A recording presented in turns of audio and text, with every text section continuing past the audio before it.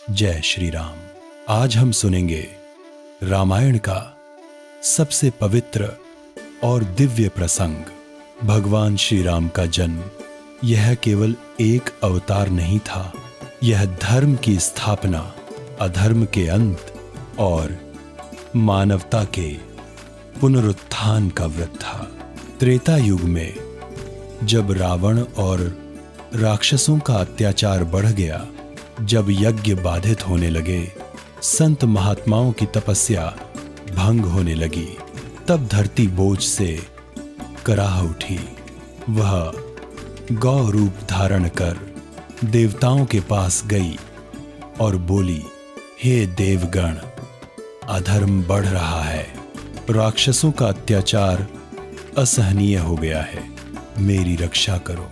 देवताओं ने ब्रह्मा की शरण ली। ब्रह्मा ने ध्यान लगाया और कहा, अब केवल श्री विष्णु ही इस बोझ को दूर कर सकते हैं। सभी देवता क्षीर सागर पहुंचे।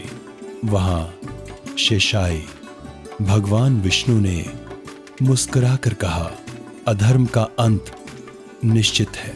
मैं मनुष्य रूप में अवतार लेकर अयोध्या में प्रकट होऊंगा। और यही वह क्षण था जहां रामावतार का संकल्प धरती पर उतर आया।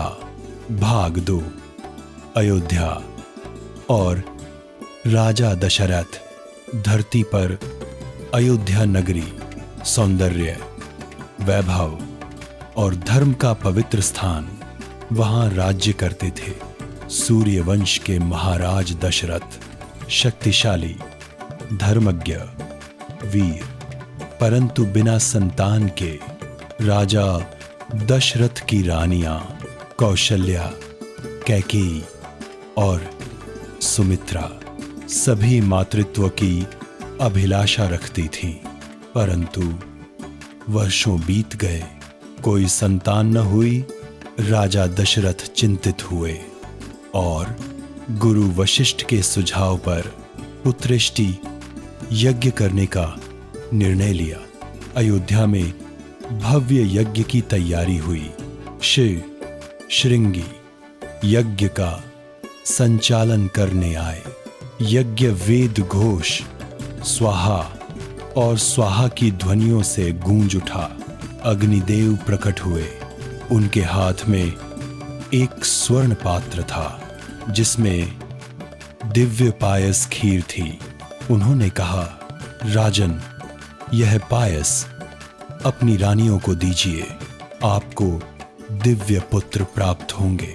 राजा दशरथ ने पायस तीनों रानियों में बांटा। कौशल्या को आधा, कैकेयी को चौथाई और सुमित्रा को 2 हिस्से। यही विभाजन आने वाले अवतारों का संकेत था। समय आया, अयोध्या में शुभ संकेत प्रकट होने लगे।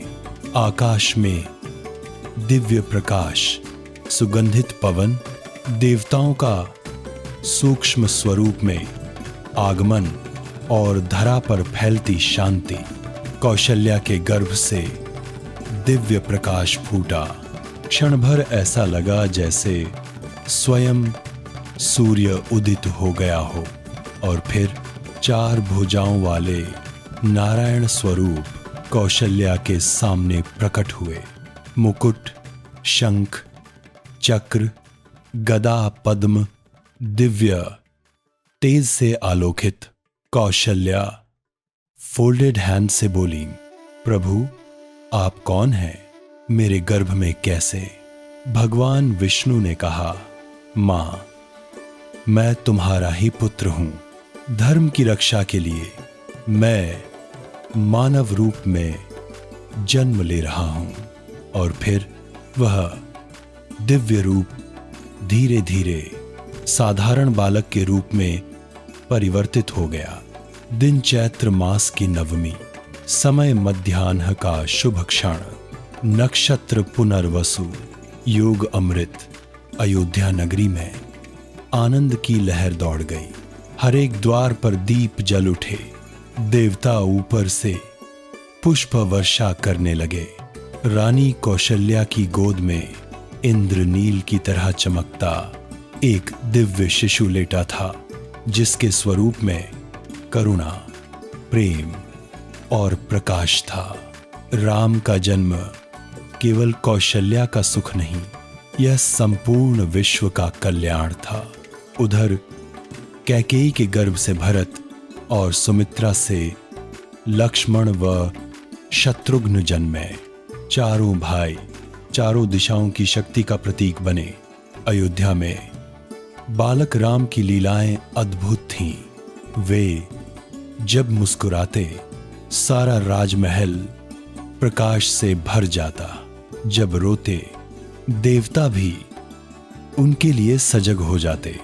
दाशरथ नंदन राम अत्यंत विनम्र, करुणामय और बचपन से ही धर्म का पालन करने वाले महर्षि वशिष्ठ ने उन्हें वेद, शास्त्र, धनुर्विद्या और नीति का ज्ञान दिया।